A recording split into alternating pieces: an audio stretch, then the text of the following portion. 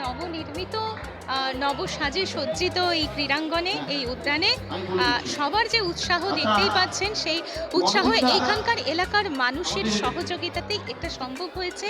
সর্বোপরি আমাদের বিধায়ক মাননীয়া শ্রীমতী অদিতি মুন্সি এবং আমাদের সব সময় যিনি সাথে থাকেন বিধাননগর পৌর নিগমের মেয়র পরিষদ সদস্য দেবনাথ চক্রবর্তীর অনুপ্রেরণায়, সর্বোপরি এলাকাবাসী সকল শুভবুদ্ধি সম্পন্ন মানুষের প্রচেষ্টায় আজকে আমরা এই কাজ করতে সক্ষম হয়েছি। মেলে কাপ নিয়ে তো সকলের একটা উন্মাদনা রয়েছে এবং প্রথম যে এটা যে করা যাবে এইভাবে নবসাজে সজ্জিত উদ্যানে, এটা আমাদের একটা প্রত্যাশা ছিল। আজকে সেই স্বপ্ন সফল হতে চলেছে।